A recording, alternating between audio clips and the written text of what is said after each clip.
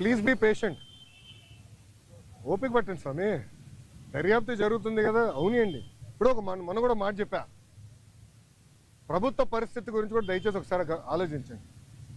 గత ప్రభుత్వం చేసిన అవినీతులన్నిటిపైన ఒకేసారి నేను దర్యాప్తు చేయాలంటే ఇంకా లా అండ్ ఆర్డర్కి పోలీసులు మిగలరమ్మా. ఎందుకంటే భూ అక్రమాలు కానీ, ఇసుక అక్రమాలు కానీ, మద్యం అక్రమాలు కానీ, గాలి కూడా అమ్మేశారు స్వామి. ఇంకా లా అండ్ ఆర్డర్కి పోలీసు ఉండేదాకా ఉండదు. ఎందుకంటే ఒక్కొక్క ఇన్వెస్టిగేషన్ చాలా డీప్గా వెళ్ళాలి, పకడ్బందీగా చేయాలి. ఇప్పుడు లిక్కర్ ఉంది, చాలా పకడ్బందీగా చేస్తున్నారు. ఎవరెవరికి ఎప్పుడెప్పుడు ఎంత డబ్బులు ఎవరి చేతుల నుంచి మారినాయి మొత్తం వివరాలన్నీ సేకరించాం. సో ఇన్వెస్టిగేషన్ చాలా వేగవంతంగా జరుగుతుంది. ఒక్కొక్కటి చేయలేను, అన్నీ ఒకేసారి చేసేది కెపాసిటీ మటుకు ప్రభుత్వానికి ఉండదు. ఎందుకంటే గతంలో అన్ని అక్రమాలు జరిగినాయి.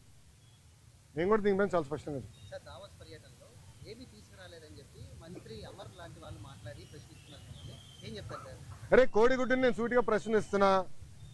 మీరు మంత్రిగా ఉన్నప్పుడు మీరు ఏం తీసుకొచ్చారు ఆంధ్రాకి?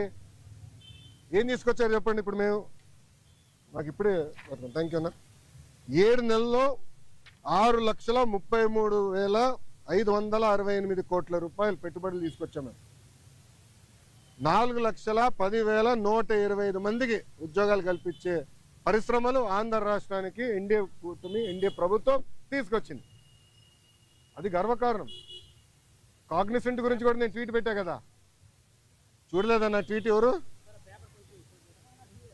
మీకు ఇచ్చిందే, మొన్న ఇచ్చిందే. సాక్షి ఉన్నాడు ఇక్కడ, సాక్షి రాలేదా? ఆయనే రిపోర్టరా? కేసు రాలేదా? సాక్షి ఎవరు లేడా? అరే ఆయనకి ఇద్దాం అనుకున్నానే కాగితం. ఇదన్నా చూడరా భయ్, కళ్ళు తెరువు అని అనుకున్నా. ఇప్పుడు మీరు చూడండి, బాబు గారి దావోస్కి దాదాపు 1997 నుంచి వెళ్తున్నారమ్మా. దావోస్కి వెళ్ళినప్పుడు ఎప్పుడు ఒప్పందాలు చేసుకోం. దావోస్ సెర్చ్ ఇస్తాం, ఇంట్రెస్ట్ ఎవరికి ఎలా ఉందో డిస్కస్ చేసి మళ్ళీ తిరిగి వచ్చిన తర్వాత ఒప్పందాలు చేసుకుంటాం. ఇప్పుడు దీంట్లో మీరు చూస్తే విచిత్రం, ఆసిల్లర్ మిత్తల్ది దీంట్లో ఒప్పందం లేదు. పైన సరే ఆసిల్లర్ మిత్తల్ది 1,35,000 కోట్ల రూపాయలు పెట్టుబడి అనేది ఉంది. కానీ ఆసిల్లర్ మిత్తల్ది ఒప్పందం లేదు, ఎంఓయూ లేదు. మాకు ఎంఓయూ లేదు ఆసిల్లర్ మిత్తల్తో, మాకు ఎలాంటి ఎంఓయూ లేదు. ఎందుకంటే వాళ్ళు అన్నారు ఎంఓయూ ఎందుకు సార్, డైరెక్ట్ వర్క్కి వెళ్దాం అన్నారు. వాడు మమ్మల్ని తప్పబడతారా? ఇప్పుడు వాళ్ళకి మన మెటీరియల్ టైప్ చేసాం ఎన్ఎండిసి నుంచి, ఎన్వైరన్మెంటల్ క్లియరెన్సెస్ మేము కోఆర్డినేట్ చేస్తాం. వాళ్ళు భూమి ఎత్తికి కూడా భూమి కేటాయింపులు కూడా పూర్తి చేస్తాం.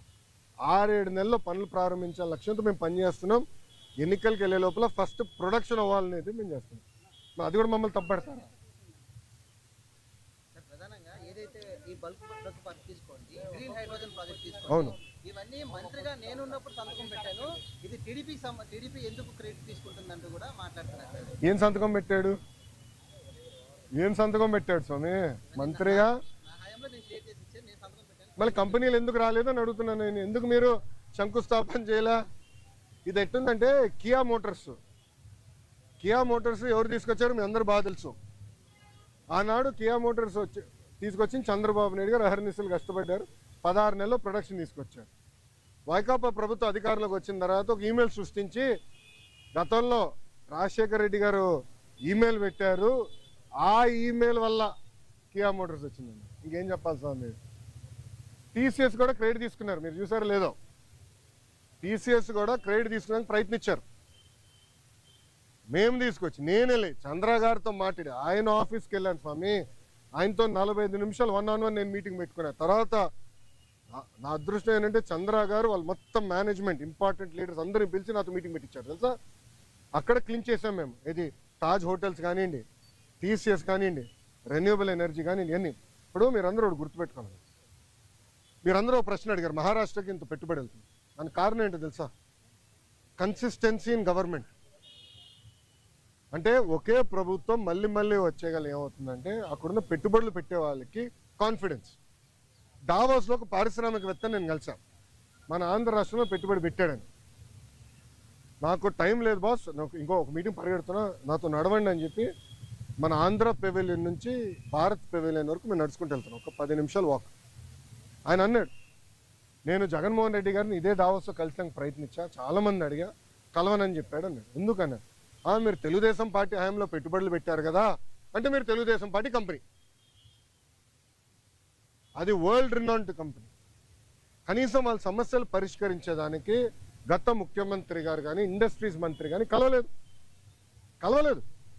నేను మంత్రి అయిన ఐటీ వాళ్ళతో మీటింగ్ పెట్టాను. వాళ్ళు కూడా చెప్పారు కదా మీటింగ్లో, ఫస్ట్ టైం గత 5 సంవత్సరాలు ఫస్ట్ టైం ఐటీ ఇండస్ట్రీతో మీటింగ్ పెట్టింది మీరు ఒక్కరే అని.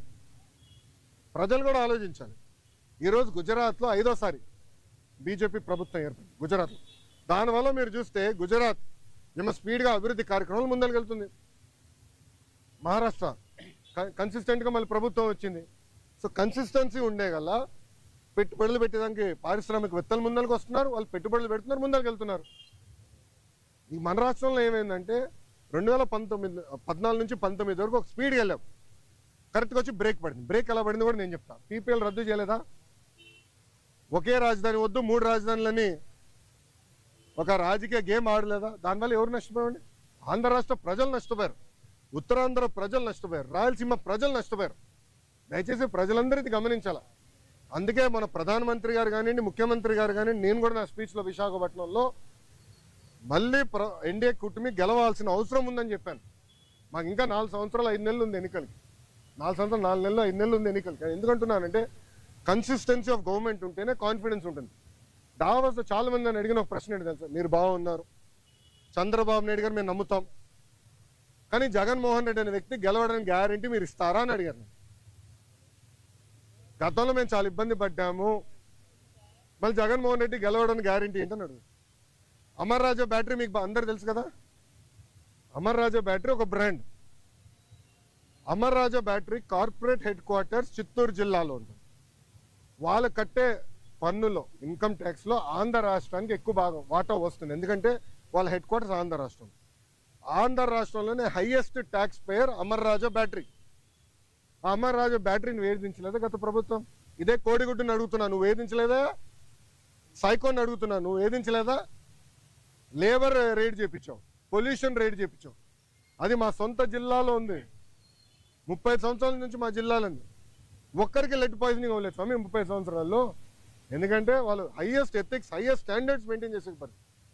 అలాంటి కంపెనీని వెంటాడి ఏడిపిస్తే ఎవడొస్తాడండి పెట్టుబడి పెట్టేదానికి? ప్రజలు కూడా గమనించాలండి.